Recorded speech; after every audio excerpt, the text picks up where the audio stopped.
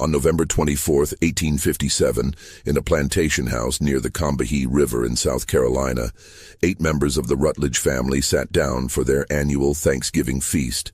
By dawn, all 8 were dead. The official county records list the cause as acute gastric fever, a common enough diagnosis in that era. But buried in the private correspondence of Dr. Silas Beaumont, the physician who attended the dying, is a single line that local historians worked for decades to suppress. The symptoms bear no resemblance to any fever I have witnessed in 30 years of practice. What made authorities so determined to hide the truth about that November night? What really happened in the dining room of Sweetwater Hall? And why did it take nearly 40 years for anyone to speak the name of the woman who prepared that final meal? Before we continue with the story of Sweetwater Hall and the Rutledge family, I want to ask you something. This channel brings you the darkest, most disturbing stories from American history, tales that have been buried, forgotten, or deliberately hidden. If you appreciate the research and storytelling that goes into uncovering these mysteries, please subscribe and hit that notification bell so you never miss an episode. And I am curious, where are you listening from right now? Drop your state or city in the comments below. It helps me understand where our community of dark history enthusiasts is located. Now, let us return to that November evening in 1857 and discover what led to one of the most meticulously planned acts of revenge in the antebellum South. The events of that night did not begin at the dinner table. They began decades earlier, in circumstances that would shape everything that followed. Sweetwater Hall stood 3 miles inland from the Combahee River, a modest plantation by low-country standards, with just under 200 acres of rice fields and approximately 40 enslaved workers. The main house, built in 1798, had been in the Rutledge family for 2 generations. By 1857 it was showing its age. The white columns needed fresh paint, the third-floor shutters hung crooked, and the kitchen building, separated from the main house by a covered walkway, had a persistent leak that no one bothered to fix. Colonel Marcus Rutledge, 63 years old that November, had inherited the property from his father in 1832. He was not a wealthy man by plantation standards. The rice crop had been mediocre for 3 consecutive years, and he had been forced to sell off parcels of land to settle debts. His wife, Constance, 58, came from Charleston society and had never quite forgiven him for bringing her to what she called the Mosquito Kingdom. Their 4 adult children had all remained nearby, unable or unwilling to establish themselves elsewhere. The eldest son, Marcus Jr., 36, had failed at law school and returned home to manage the plantation with notable incompetence. His wife, Rebecca, 32, spent most of her time writing letters to relatives in Charleston, complaining about the isolation. The second son, Thomas, 33, had a gambling problem that kept him perpetually in debt to his father. The daughter, Elizabeth, 29, had been engaged twice but never married, and had developed a reputation for a sharp tongue and a sharper temper. The youngest son, William, 26, had studied medicine for 1 year before returning home, claiming the sight of blood made him ill. They were not a happy family. They were not even a particularly functional family. What held them together was not love, but habit, obligation, and the simple fact that none of them had anywhere else to go. In the kitchen building, separated from this dysfunction by a distance of 40 feet and a gulf of circumstance far wider, worked a woman named Patience. She was 38 years old in 1857, though she looked older. Plantation records listed her as house property, valued at $700 in the estate inventory of 1849. She had been born at Sweetwater Hall. Her mother, whose name appears in the records only as Old Bess, had worked in the same kitchen until her death in 1846. Patience had learned to cook at her mother's side, starting when she was 6 years old. By 1857, Patience had been preparing the Rutledge family's meals for over 30 years.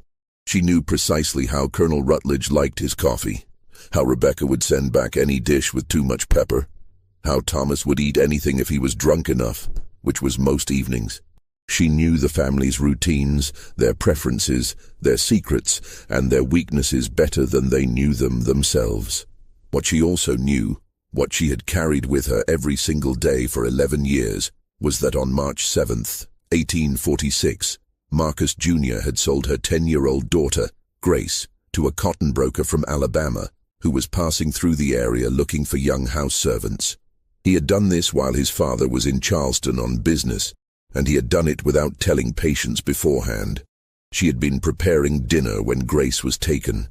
She had heard her daughter screaming from the front of the house. By the time she reached the yard, the wagon was already moving down the oak-lined drive. Grace's face, pressed against the wooden slats, was the last Patience ever saw of her child. Marcus Jr. had pocketed the $200 and used it to pay a gambling debt. When Patience confronted him, weeping, begging to know where her daughter had been taken, he had backhanded her across the face and told her that nigger children were property, not people, and she had better remember that. Colonel Rutledge, when he returned and discovered what his son had done, had been furious, not because a child had been torn from her mother, but because Marcus Jr. had acted without permission and had undervalued the girl. "You could have gotten 250 at least," he had said. He made no effort to locate Grace or retrieve her. For 11 years, Patience cooked their meals. For 11 years, she smiled when expected to smile, lowered her eyes when expected to lower her eyes, and responded with, "Yes, sir," and "Yes, ma'am," to every order and insult. For 11 years, she waited, and for 11 years, she learned. She learned which plants growing wild in the woods behind the plantation could cause vomiting and which could cause something far worse. She learned this from old Isaiah, who worked in the stables and who had been a root doctor before he was enslaved. Isaiah was careful about what he taught, but Patience was patient. She learned slowly, asked questions carefully, and never revealed her true purpose. She learned about oleander, which grew in decorative bushes all around the main house, beautiful and deadly. She learned about pokeweed berries, which could be mistaken for elderberries if you were not careful.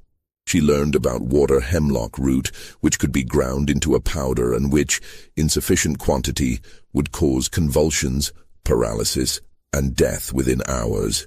She also learned about dosage, about timing, about symptoms. Isaiah, though he never asked directly what she intended to do with this knowledge, seemed to understand. Before he died in 1855, he told her one final thing. "If you aim to make them suffer, you give them a little at a time. If you aim to make a point, you give them everything at once." Patience aimed to make a point. The decision to act on Thanksgiving Day was not random. Patience had been planning the specifics for over 2 years. Ever since Marcus Jr. had mentioned casually, over breakfast one morning in 1855, that he was grateful he had never wasted money buying back that little wench, because she had probably died of fever by then anyway. He had laughed when he said it. Rebecca had laughed too. Thanksgiving at Sweetwater Hall was always a formal affair, despite the family's declining fortunes. Constance Rutledge insisted on maintaining certain standards. The dining room would be decorated with pine branches and dried flowers. The good china would be brought out from storage, the silver polished until it gleamed. All family members were required to attend, dressed properly, and to sit through the entire meal without complaint. November 24th, 1857, was unseasonably warm. The morning had been foggy, but by mid-afternoon the sun had burned through, leaving the air thick and humid. In the kitchen building, Patience had been working since before dawn. She had prepared the traditional dishes: roasted turkey, ham glazed with brown sugar and cloves, sweet potato casserole, rice with gravy, cornbread dressing, collard greens, cranberry sauce, 3 different types of pie. The kitchen was sweltering, the wood stove radiating heat, and Patience's dress was soaked through with sweat by noon. But she worked with unusual care that day. Every dish was prepared to perfection. The turkey skin was golden and crisp. The ham glistened. The pies had been baked for precisely the right amount of time, their crusts flaky and golden brown. and into 8 of the 9 place settings she had incorporated her years of carefully gathered knowledge. The method was simple, almost elegant in its simplicity. Water hemlock root, dried and ground into a fine powder, had been mixed into the brown sugar glaze that coated the ham. The dosage was precise, enough to be lethal to an adult, but slow-acting enough that symptoms would not appear immediately. She wanted them to finish the meal. She wanted them to sit together, satisfied and full, before the first cramps began. The 9th place setting at the far end of the table was different. That was where Samuel, the house servant who usually assisted with serving, would sit after the family had been served. His food came from separate pots, prepared with the same care but without the addition she had made to theirs. At 4 o'clock, as the November sun began its descent, the Rutledge family assembled in the dining room. Colonel Rutledge sat at the head of the table, Constance at the foot. The children and their spouses filled the sides. The conversation was strained, as it usually was. Thomas was already drunk. Elizabeth made several cutting remarks about Rebecca's dress. Marcus Jr. complained about the cotton prices, as if he had any involvement in cotton production. Patience and Samuel brought out the dishes course by course. The family ate with enthusiasm. Colonel Rutledge praised the turkey. Constance remarked that the ham was particularly good this year, the glaze perfectly balanced. Marcus Jr. had 3 helpings. Thomas ate steadily, methodically, barely pausing between bites. Rebecca picked at her food, as always, but even she finished most of her ham. By 5:30 the meal was complete. The family retired to the parlor for coffee and brandy, as was their tradition. Patience and Samuel cleared the table. In the kitchen, Samuel ate his portion of the food, while Patience washed the first load of dishes. At approximately 6:15, Elizabeth Rutledge began to vomit. Within 10 minutes, all 8 members of the family were experiencing severe gastrointestinal distress. Dr. Beaumont, who lived 2 miles away, was summoned immediately. He arrived at 7 o'clock to find the Rutledge family in various states of collapse. The symptoms were identical across all 8 patients: violent vomiting, intense abdominal cramping, profuse sweating, and rapidly developing muscle weakness. By 8 o'clock, the first convulsions began. Thomas Rutledge, the strongest of the group, was first. His body arched backward with such force that Dr. Beaumont later testified he heard vertebrae crack. The convulsions spread to the others in quick succession. Colonel Rutledge, Marcus Jr., Rebecca, William, Elizabeth, and finally Constance all began to seize. The sounds coming from the upper floor of Sweetwater Hall that evening were described by neighboring plantation owners as ungodly and like the screams of animals in traps. Dr. Beaumont administered every treatment he knew: induced vomiting, which the patients were already experiencing; charcoal preparations, which they could not keep down; laudanum, which had no effect on the convulsions. Nothing worked. The patients continued to deteriorate, their bodies racked with spasms, their breathing becoming increasingly labored. William Rutledge died first, at 9:45. His heart simply stopped between convulsions. Thomas followed at 10:30. Elizabeth lasted until midnight. Rebecca, despite her small size and usual fragility, fought until 1 in the morning. Marcus Jr., the man who had sold a 10-year-old girl for $200, died at 1:45, his face frozen in a rictus of agony. Colonel Rutledge and Constance, perhaps because they had eaten less of the ham, lasted the longest. They died within minutes of each other, just before dawn. The colonel's last words, witnessed by Dr. Beaumont and recorded in his notes, were, "Who did this to us?" In the kitchen building, Patience had waited through the night. She had heard the screams. She had watched Dr. Beaumont's carriage arrive, had seen neighbors gather, had observed the chaos unfolding in the main house. She had remained in the kitchen, continuing to wash dishes, to clean, to maintain the routine she had followed for 30 years. When Samuel came to tell her, near dawn, that all 8 were dead, she looked at him with an expression he would later describe as terrifyingly calm, and said only, I expect they will be needing breakfast prepared for the guests who will be arriving today. The immediate aftermath of the deaths threw the entire Low Country into turmoil. 8 members of a plantation family, dead within hours of each other, was unprecedented. The initial assumption was cholera or some other epidemic disease. Dr. Beaumont, despite his private suspicions, wrote acute gastric fever on the death certificates. To write anything else would have required him to explain what he suspected but could not prove. Within 24 hours, neighbors began arriving to help. The bodies needed to be prepared for burial, the house needed to be managed, and decisions needed to be made about the plantation's future. The Rutledge family had extended relatives in Charleston, but none arrived for nearly 3 days, the time it took for news to reach them. During those 3 days, Patience continued her work. She prepared meals for the visitors, cleaned the house, and went about her duties with the same quiet efficiency she had always shown. Several of the neighbor women later remarked on her composure. She did not shed a single tear. One wrote in her diary, "I thought perhaps the shock had frozen her grief." The funeral took place on November 28th, 4 days after the deaths. All 8 family members were buried in the small cemetery on the plantation grounds, their graves marked with simple stones. Reverend Thomas Mackenzie, who presided over the service, gave a sermon about God's mysterious ways and the importance of accepting divine will.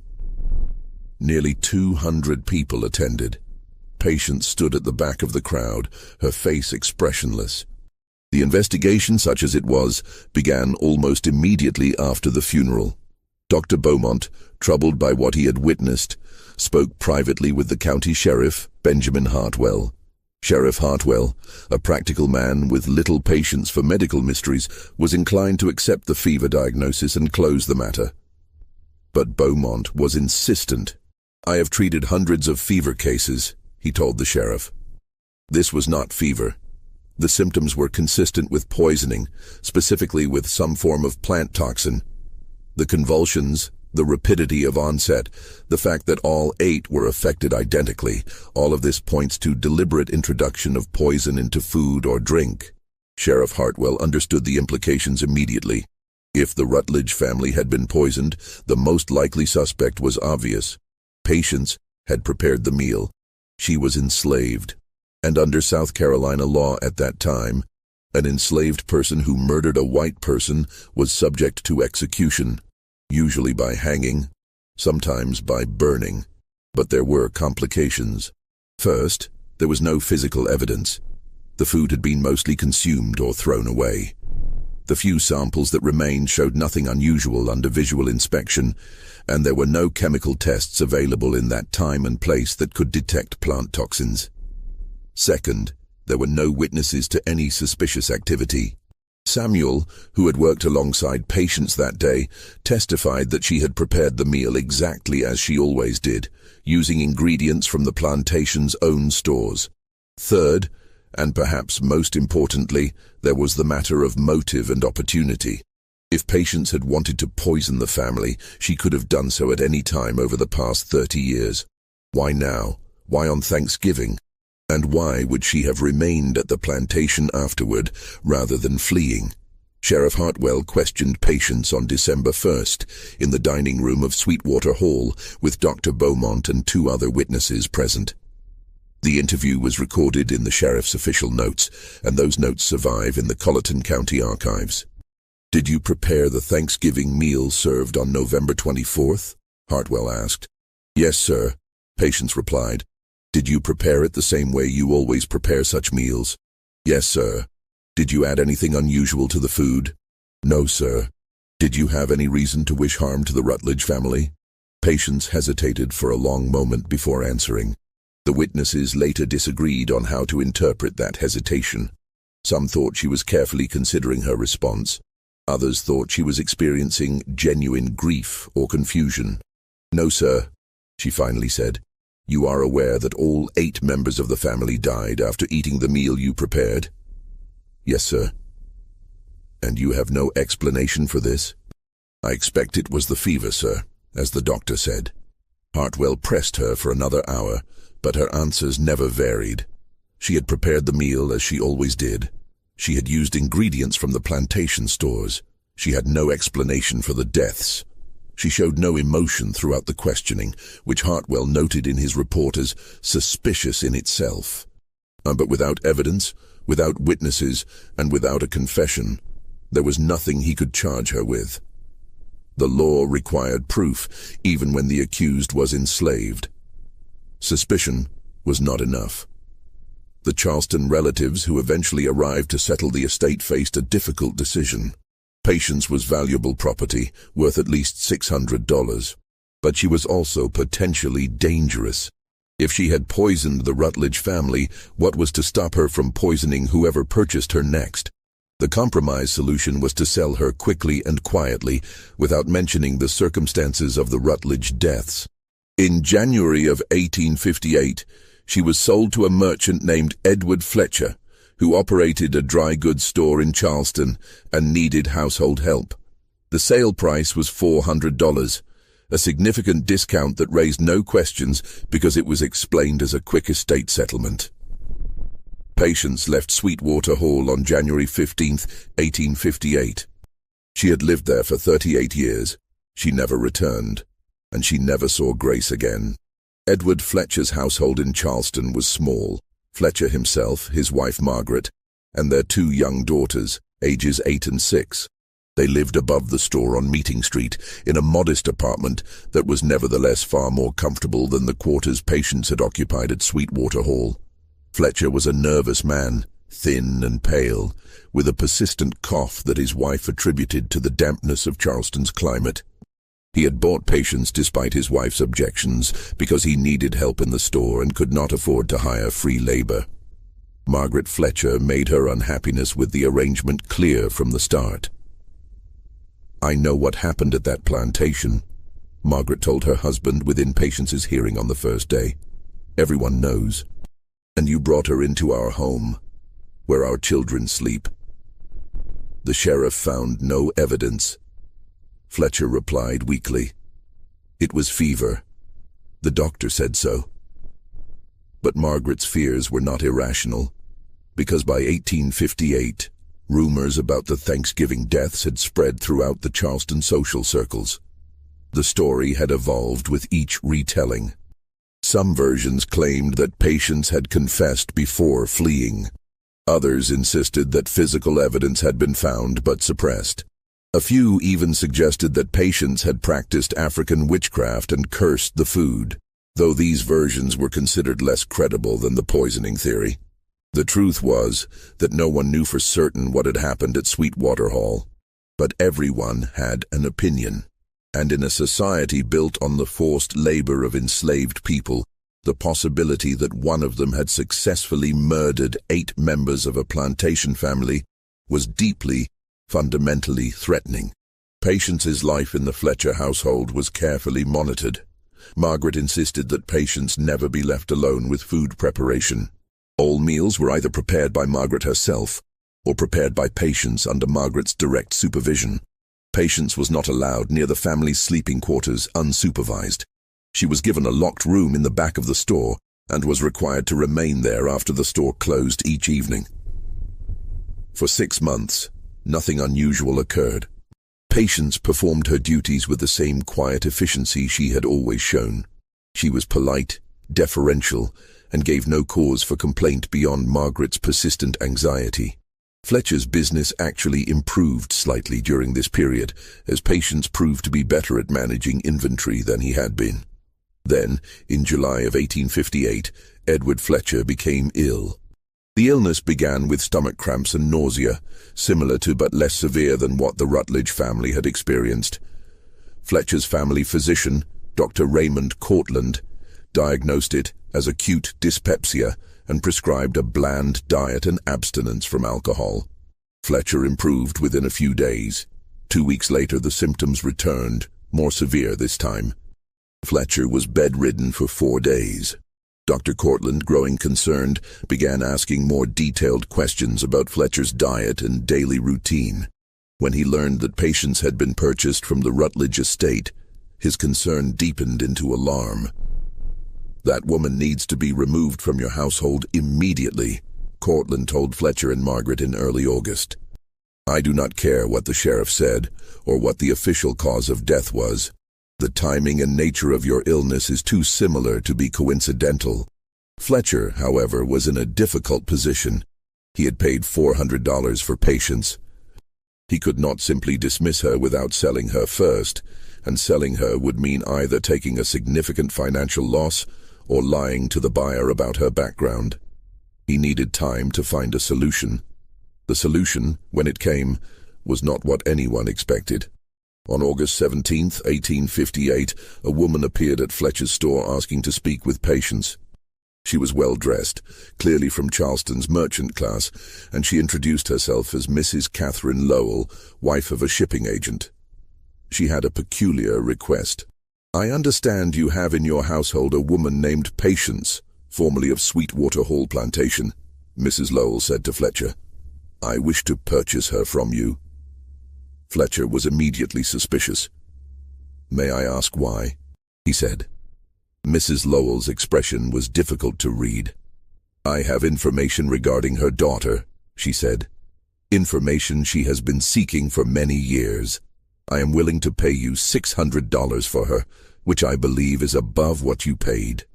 This was an extraordinary offer.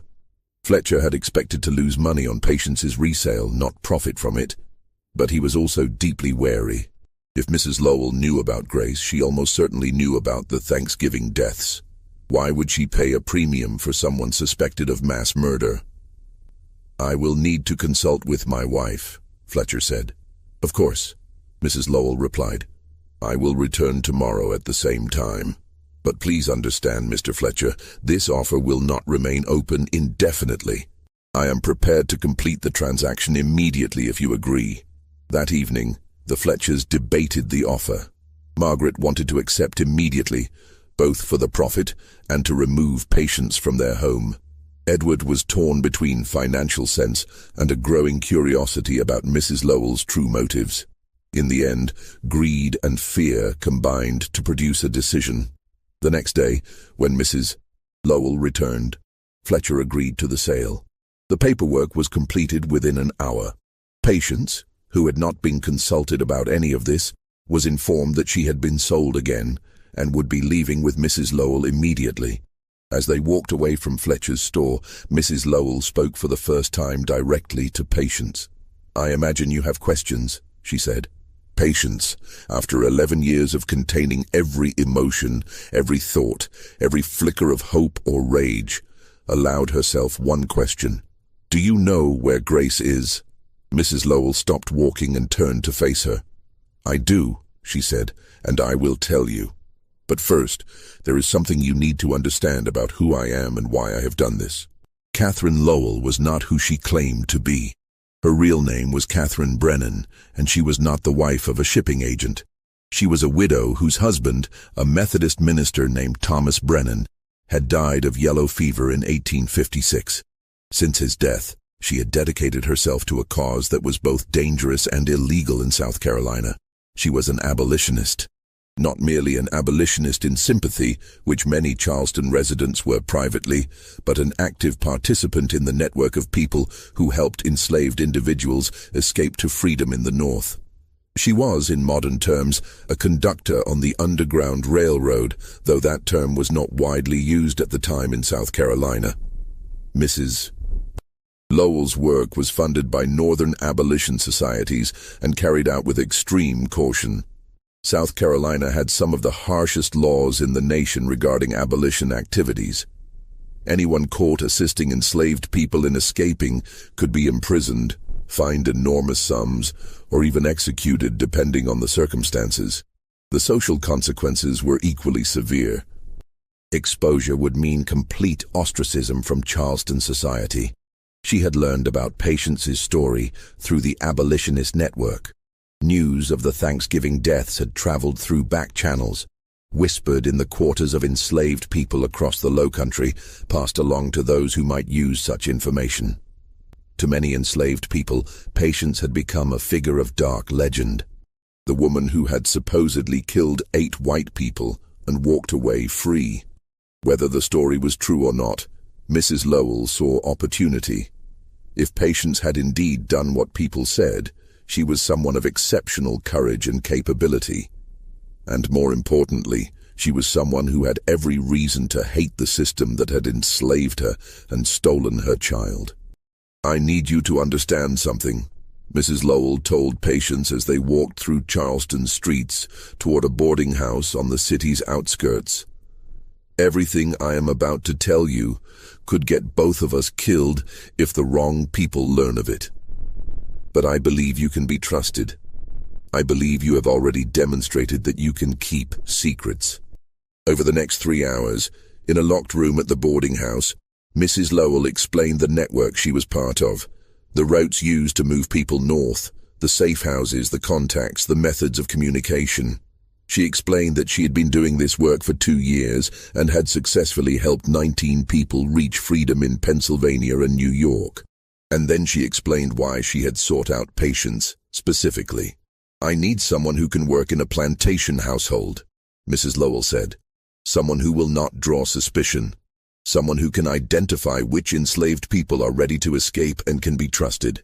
Someone who can communicate information to me about plantation routines, security, the movement of overseers and masters.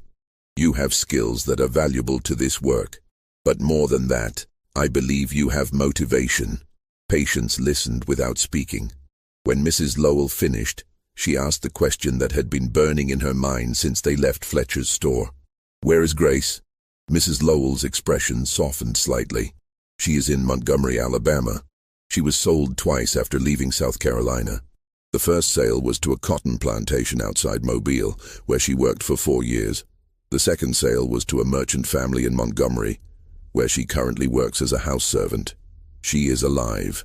According to our contacts, she is in reasonably good health. Can you get her out?" "Potentially, but the logistics are extremely difficult. Alabama is much further from the north than South Carolina. The routes are longer, the risks greater. It would require significant resources and careful planning." Patience absorbed this information silently. Then she asked, "What do you want from me?" "I want you to go back into plantation work," Mrs. Lowell said. "I can place you in a household where you will have access to information we need. In exchange, I will work toward bringing Grace to freedom. I cannot promise it will happen quickly. I cannot promise it will happen at all. But I can promise that I will try, and that I have resources you do not. And if I refuse, then I will help you reach the north yourself if you wish. You have already paid a terrible price for your freedom, though you are not legally free. You deserve to live without fear, but I am asking you to do something more. I am asking you to use what you have learned, what you have suffered, to help others." Patience considered this for a long moment. Outside the boarding house window, Charleston continued its daily business, oblivious to the conversation taking place in the locked room. Finally, she spoke. "I need to know one thing," she said. "The people you help escape, what happens to them? Do they truly reach freedom?" Mrs. Lowell met her eyes directly. "Most of them do. Some are recaptured. The risk is real. But those who make it to Pennsylvania or New York, they are free. They can work, marry, have families, live as human beings rather than property. It is not paradise. The North has its own prejudices, its own cruelties, but it is better than this." "Then I will do what you ask," Patience said, "on one condition. When Grace reaches freedom, I want to see her. I do not care how long it takes. I do not care what I must do in the meantime. But when she is safe, I want to see my daughter again. I will do everything in my power to make that happen," Mrs. Lowell said. They shook hands. In that moment, Patience committed herself to a path that would define the remaining years of her life. She would return to the world of plantation houses and forced servitude. But this time, she would be there by choice, not by law. And this time, she would be working not just for herself, but for others who shared her suffering. Over the next 3 weeks, Mrs. Lowell arranged Patience's placement at a plantation called Riverside, located 40 miles inland from Charleston along the Santee River. The plantation was owned by a man named Jonathan Hargrove, who had recently lost his cook to pneumonia and was looking for a replacement. Mrs. Lowell, using her connections in Charleston Merchant Society, recommended Patience, carefully omitting her connection to Sweetwater Hall. Patience arrived at Riverside in mid-September of 1858. The plantation was larger than Sweetwater Hall, with over 400 acres and 60 enslaved workers. Hargrove was a shrewd businessman who prided himself on running an efficient operation. His oversight was thorough but not sadistic. He was, by the standards of the time and place, considered a relatively humane master, which meant he did not regularly beat people to death and provided adequate food and shelter. Within weeks, Patience had established herself as an excellent cook and a reliable worker. She learned the routines of the household, the habits of the overseer, the patterns of who came and went and when. She identified which of the enslaved workers might be ready to attempt escape and which could be trusted with sensitive information. And slowly, carefully, she began to pass information to Mrs. Lowell through a network of contacts. A laundress who made weekly trips to Charleston, a free black man who delivered supplies to the plantation, a white merchant who was secretly sympathetic to abolition. The information was simple but valuable.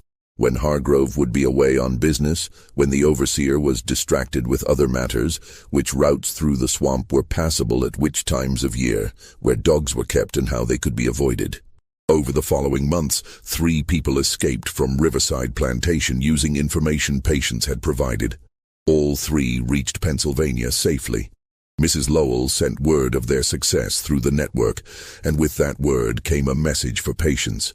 Your daughter is being moved to a safe location in preparation for her journey north. Remain patient. But patience, the virtue for which she had been named, was becoming increasingly difficult to maintain. Every day in the Hargrove household reminded her of what she had lost. Every time she prepared a meal, she thought of the Thanksgiving dinner at Sweetwater Hall. Every time she saw Hargrove's young daughter, she thought of Grace at 10 years old, torn away from her mother. The rage that she had channeled into planning and executing the poisoning of 8 people had not dissipated. It had merely been redirected. And as weeks turned into months with no word of Grace's successful escape, that rage began to burn hotter. In March of 1859, 16 months after the Thanksgiving deaths, Patience received a message from Mrs. Lowell that would test her self-control more severely than anything since Grace had been taken. The message was brief. Grace's escape attempt failed. She has been recaptured and sold to a plantation outside Selma. We do not currently have contacts in that area. Efforts to establish a route are ongoing. Do not lose hope. When Patience read those words, standing in the kitchen building at Riverside on a warm March afternoon, something inside her went cold and still. She had waited 11 years for revenge on the Rutledge family. She had waited another 16 months for her daughter's freedom. And now she was being told to wait longer. That night, Jonathan Hargrove's evening meal included a dish that Patience had not prepared in over a year. Ham with brown sugar glaze. Jonathan Hargrove became violently ill approximately 2 hours after finishing dinner on March 12, 1859. The symptoms were familiar to anyone who had read Dr. Beaumont's notes from Sweetwater Hall. Severe vomiting, intense abdominal cramping, profuse sweating, muscle weakness, and eventually convulsions. But unlike the Rutledge family, Hargrove survived. There were 2 reasons for this. First, Patience had given him a smaller dose than she had used at Sweetwater Hall, either deliberately or because her hand shook when she added the powder to his food. Second, Hargrove's household included a physician's widow, Mrs. Ann Pritchard, his mother-in-law who was visiting from Charleston. Mrs. Pritchard had seen her husband treat dozens of poisoning cases during his career, and she recognized the symptoms immediately. She forced Hargrove to drink massive quantities of water mixed with ash from the fireplace, inducing vomiting beyond what the poison had already caused. She kept him conscious through willpower and repeated applications of cold water to his face and chest. And she sent for a physician immediately, not waiting to see if the symptoms would resolve on their own. Dr. Henry Stillwell arrived within an hour and continued the aggressive treatment Mrs. Pritchard had begun. Between the two of them, they likely saved Hargrove's life. By dawn, he was stable, though weak. By the following evening, it was clear he would survive. But Mrs. Pritchard had not saved his life out of mercy alone. She had also taken careful note of what had happened, and when. She knew that Hargrove had eaten dinner at 6 o'clock. She knew that symptoms began at 8 o'clock. She knew that only Hargrove had been affected, which meant the poison had been in his portion specifically, not in a shared dish.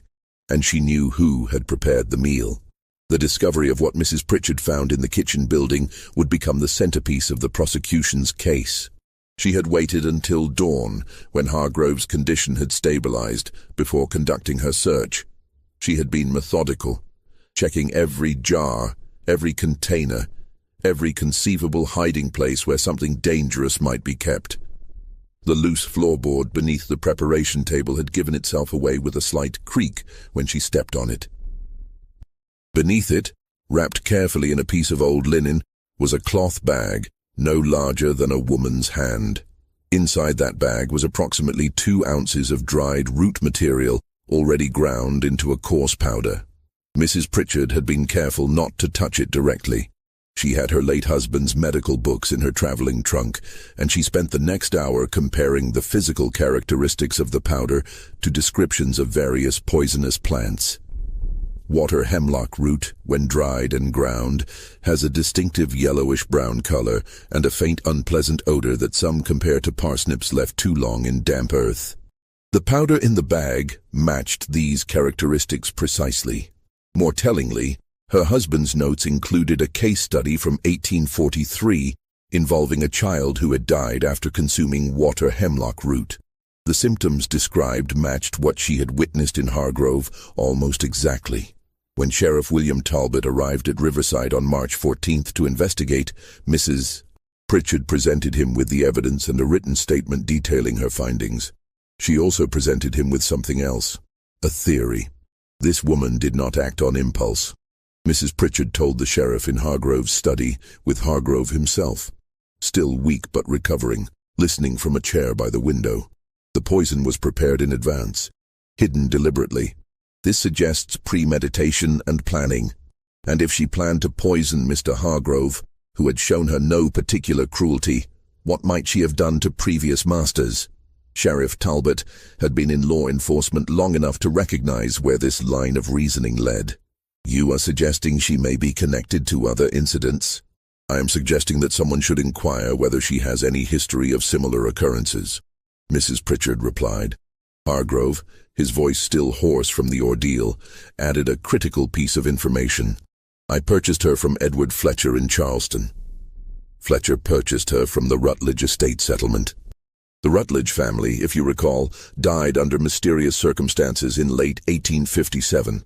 The connection once made seemed obvious in retrospect. Within hours, Sheriff Talbot had sent telegrams to Colleton County requesting all available information about the Sweetwater Hall deaths. By evening, he had received a response from Sheriff Hartwell, who had investigated those deaths and had harbored suspicions about Patience that he had been unable to prove. Patience was arrested the next morning while preparing breakfast. She had shown no sign of intending to flee. She had continued her work as though nothing had happened, as though Hargrove's near death was merely an unfortunate coincidence. When Sheriff Talbot confronted her in the kitchen, asking directly if she had poisoned Hargrove's food, she had looked at him with an expression he would later describe as utterly without remorse or fear, and said simply, I have nothing to say to you. She was taken to the county jail in Charleston that same day. The journey took 6 hours by wagon, and during the entire trip, Patience spoke only once.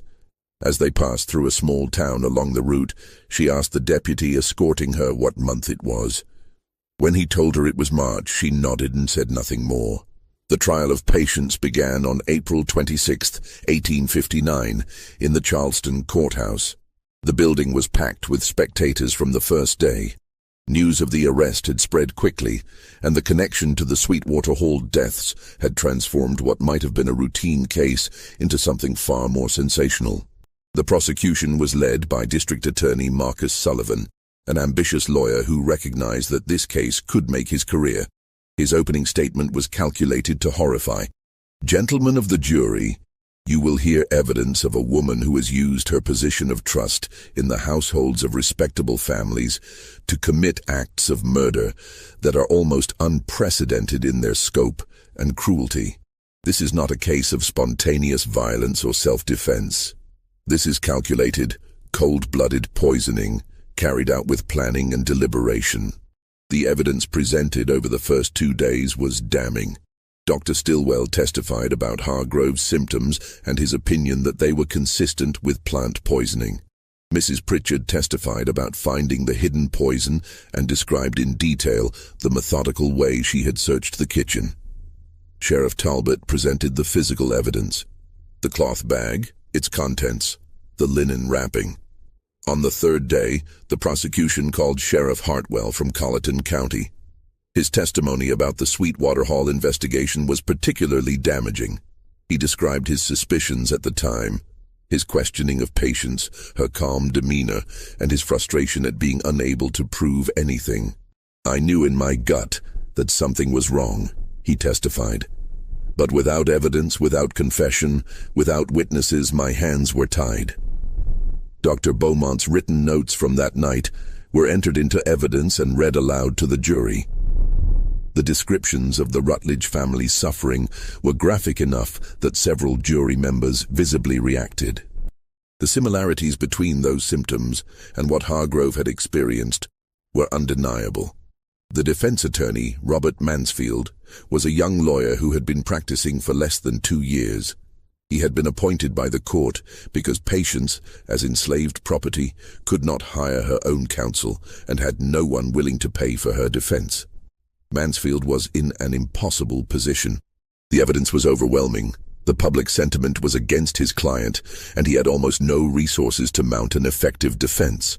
His strategy, such as it was, focused on raising doubt about the connection between the two incidents. He argued that the Sweetwater Hall deaths had been officially attributed to gastric fever, not poisoning. He pointed out that no physical evidence had been found at Sweetwater Hall connecting Patience to any wrongdoing. He suggested that the poison found at Riverside might have been planted by someone else, though he could not offer a plausible theory as to who or why.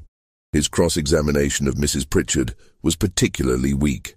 "Is it not possible," he asked, "that the powder you found could have been there for innocent purposes, perhaps for controlling rodents?" Mrs. Pritchard's response was devastating. "I am familiar with the substances commonly used for rodent control, Mr. Mansfield. They are typically arsenic-based compounds that would present quite differently from what I found. Moreover, water hemlock root is not an effective rodenticide. Its primary characteristic is that it is lethal to humans and livestock. There is no innocent explanation for its presence in that kitchen." The jury deliberated for less than an hour before returning a guilty verdict on the charge of attempted murder of Jonathan Hargrove. Then came the moment that transformed the trial from a straightforward criminal case into something that would be discussed in legal circles for decades afterward. During the sentencing phase, before Judge Abraham Townsend could pronounce sentence, Mrs. Pritchard stood and addressed the court. "Your Honor, before sentence is passed, I believe this court and this jury should be aware of the full scope of this woman's crimes. Based on the evidence presented and my own investigation, I am convinced that she is also responsible for the deaths of 8 members of the Rutledge family on November 24th, 1857. The courtroom erupted. Judge Townsend gavelled for order repeatedly before finally threatening to clear the room. When silence was restored, he addressed Mrs. Pritchard directly. "Mrs. Pritchard, this is highly irregular. The defendant has been tried and convicted on charges relating to your son-in-law. The Sweetwater Hall matter is a separate incident that has never been prosecuted. With respect, Your Honor, I believe justice demands that we acknowledge the full pattern of this woman's behavior. If she is to be sentenced, the sentence should reflect not just one attempted murder, but multiple successful ones. Judge Townsend was silent for a long moment, considering the implications. Then he made a decision that would be controversial even by the standards of 1859 Southern justice. The court will recess for 1 week. During that time, the prosecution will prepare additional charges relating to the deaths at Sweetwater Hall. The defendant will be held pending this additional proceeding. The second phase of the trial began on May 4th, 1859. This time, the charge was murder, 8 counts. The evidence was entirely circumstantial. The prosecution could not produce the poisoned food, could not produce witnesses to the act of poisoning, could not even definitively prove that poisoning had occurred at Sweetwater Hall, since the official cause of death had been listed as fever. What they could prove was opportunity, means, and motive. Patience had prepared the meal. She had access to the means, as demonstrated by what was found at Riverside. And the motive, they argued, was the sale of her daughter Grace 11 years earlier. This was where Marcus Sullivan made his most powerful argument. He called to the stand a merchant named David Lawson, who had been present at Sweetwater Hall on the day Grace was sold. Lawson testified that he had witnessed the transaction and had seen Patience's reaction when she realized what was happening. "I have never forgotten it," Lawson said quietly. The sound she made was not quite human. It was the sound of something breaking that could never be repaired. And the look on her face, I have seen wounded animals with more hope in their eyes. Sullivan turned to the jury. "Gentlemen, we have established motive. A mother's love twisted into a mother's hatred by an unbearable loss. We have established opportunity. She prepared every meal that family ate for 3 decades. And we have established means. She possessed the knowledge and the material to commit these murders. The only question before you is whether she actually did so." Mansfield's defense in this second phase was even weaker than in the first. He had no alternative explanation for the deaths. He could only argue that suspicion was not proof, that circumstantial evidence was not sufficient for a conviction of this magnitude. The jury in the second trial deliberated for 90 minutes before returning guilty verdicts on all 8 counts of murder. On May 8, 1859, Judge Townsend sentenced Patience to death by hanging. Under South Carolina law, the sentence would be carried out within 30 days. There would be no appeal. During the 3 weeks between sentencing and execution, Patience was held in a cell in the Charleston jail's condemned section. The cell was small, perhaps 8 feet by 10 feet, with a single barred window high on one wall that let in a narrow shaft of sunlight during the morning hours. She was given a straw mattress, 1 blanket, and access to a Bible that she could not read.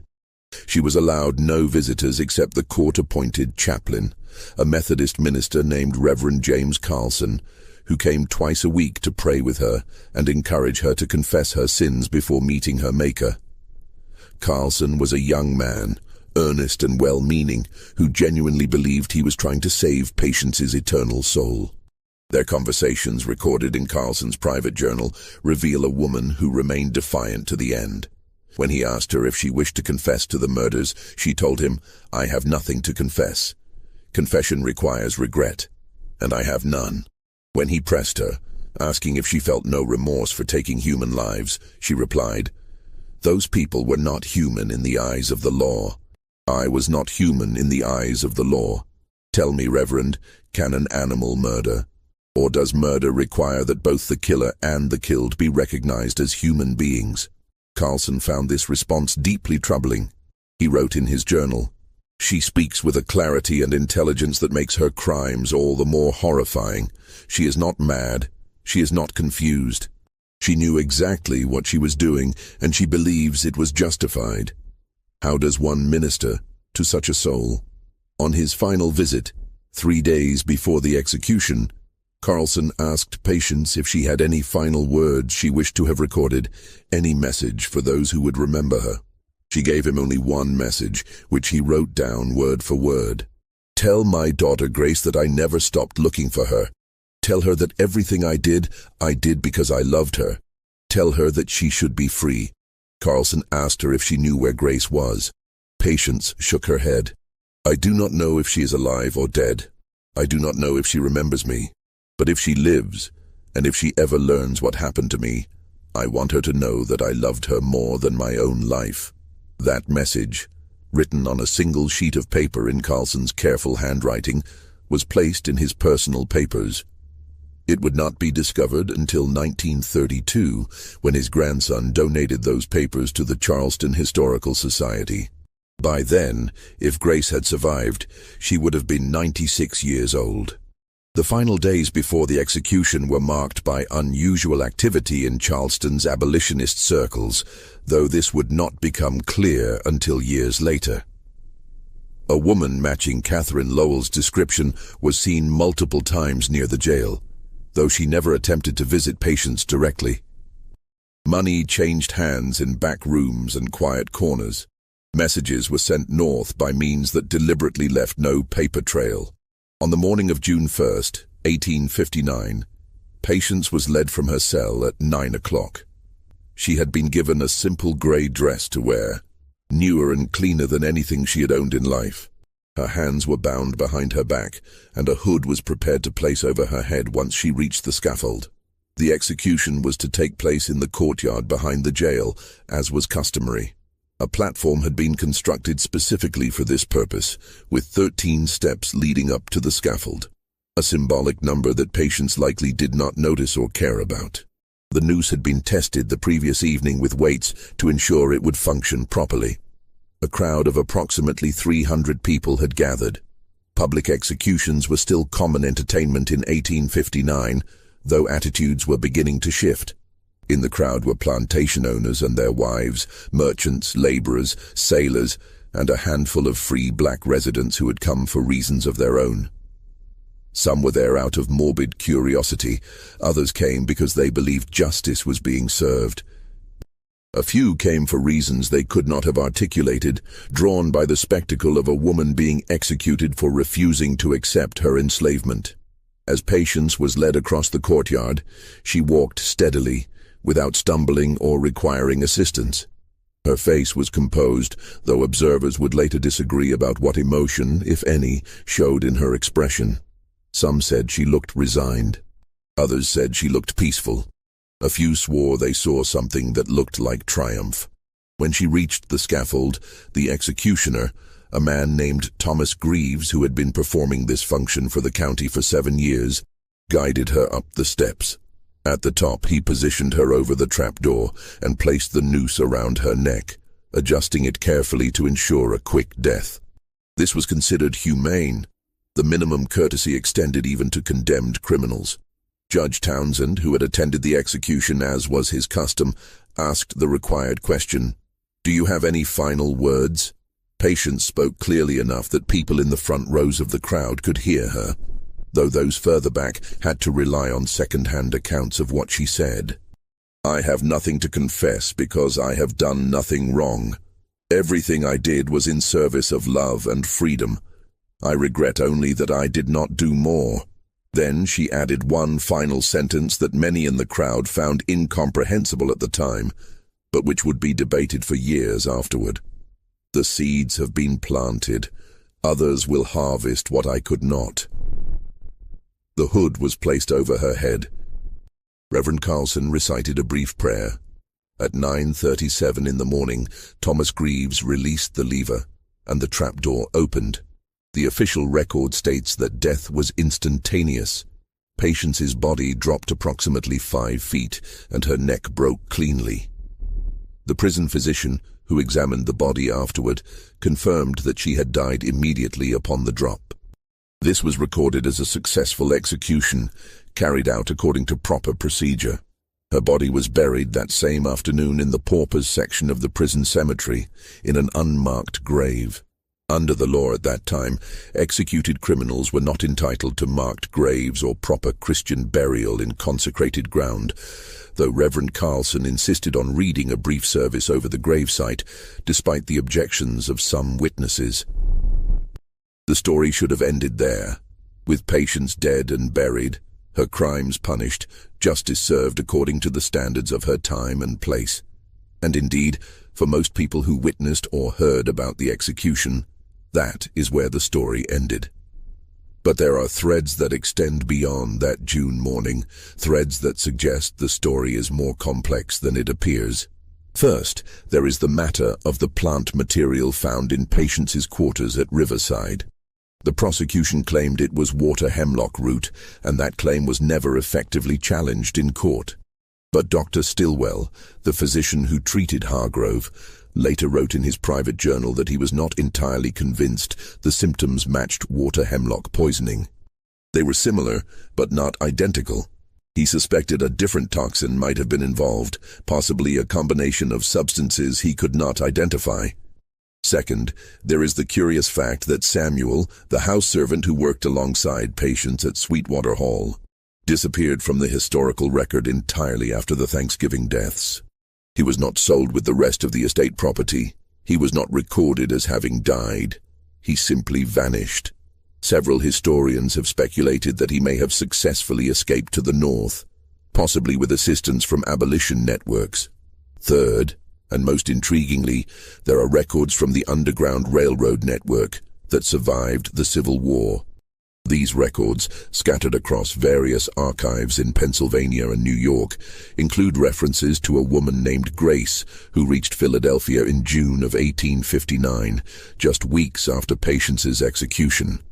The timing is exact enough to suggest that Grace's escape may have been deliberately coordinated to occur after her mother's death, when authorities would be less likely to connect them. The woman identified as Grace in these records went by the name Grace Freeman. She settled in Philadelphia's growing free black community and worked as a seamstress. In 1864, she married a blacksmith named Thomas Warner. They had 3 children.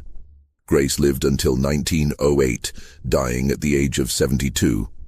In her obituary, published in a Philadelphia newspaper, there is a single line that has fascinated historians. Mrs.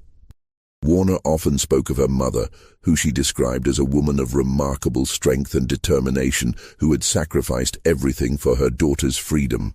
Whether Grace Freeman was the same Grace who was sold away from Sweetwater Hall in 1846 is impossible to prove definitively. The circumstantial evidence is compelling, but not conclusive. What is certain is that someone made sure Grace's story did not die with Patience. Catherine Lowell continued her work with the Underground Railroad until 1863, when Union forces occupied much of South Carolina, and her services were no longer needed. She survived the Civil War and spent her final years in Boston, where she died in 1879. In her papers, donated to the Massachusetts Historical Society, there is a journal entry dated June 15, 1859. It reads, "Today I received word that the package was delivered safely to Philadelphia. The cost was higher than anticipated, but some prices are worth paying. I only wish the sender could know that her investment reached its intended destination." Sweetwater Hall itself fell into ruin during the Civil War. The plantation was burned by Union troops in 1865. The land was never rebuilt. Today, nothing remains of the main house except the foundation stones, overgrown with kudzu and forgotten by time. The cemetery where the Rutledge family was buried is still there, but the gravestones have weathered to illegibility. Local historians in Colleton County occasionally write about the Thanksgiving poisoning, but they tend to treat it as a footnote to larger stories about plantation life and the Civil War. The full details of what happened that November evening have been lost to time, obscured by lost records, faded memories, and the tendency of history to simplify complex stories into morality tales. But the questions remain. Did Patience really poison 8 people? If so, how did she acquire the knowledge and materials? Was it premeditated revenge for her daughter's sale, or was there another motive? Did she act alone, or did she have help? And what happened to the people who knew the truth but never spoke publicly? The official record says that Patience was a murderer, executed for her crimes. But the whispered stories, passed down through generations of descendants of enslaved people in the Low Country, tell a different tale. They speak of a woman who found a way to fight back against a system that had stolen everything from her. They speak of a mother's love and a mother's rage, intertwined so completely that they became indistinguishable. They speak of justice, even if the law called it murder. And they speak of a daughter named Grace, who lived to be 72 years old, raised 3 children in freedom, and told her grandchildren stories about a mother she barely remembered but never forgot. The truth about what happened in the dining room of Sweetwater Hall on Thanksgiving Day, 1857, died with Patience in the courtyard of Charleston Jail. But the reverberations of that evening continued for decades, touching lives in ways that cannot be fully traced or understood. What we know is this: 8 people died after eating a meal that Patience prepared. Another man became severely ill after eating a meal she prepared. Plant materials capable of causing those symptoms were found in her possession. She was convicted, sentenced, and executed. These are the facts. What we believe, what we suspect, what we choose to interpret from those facts, that remains open to question. History is written by those who survive and those who have the power to control the narrative. The voices of the enslaved, the voices of women like Patience who left no written record of their thoughts and motivations, those voices are largely silent, but silence is not the same as absence. The stories survive, passed down through generations, transformed and embellished, but carrying at their core a truth that transcends factual accuracy. Patience existed. Grace existed. The Rutledge family died. These things happened. Whether Patience was a murderer or a freedom fighter, a monster or a hero, depends entirely on whose story you choose to believe. And that choice, perhaps, says more about us than it does about her. What do you think of this story? Do you believe Patience was justified in her actions, or was she a murderer who deserved her fate? The line between justice and revenge is often thinner than we want to admit. Leave your thoughts in the comments below. If you found this historical mystery compelling and want more deep dives into the darkest corners of American history, subscribe to this channel and hit that notification bell so you never miss a story. And if you think someone you know would appreciate this tale of resistance, revenge, and the complicated nature of historical justice, share this video with them. Thank you for listening, and I will see you in the next episode.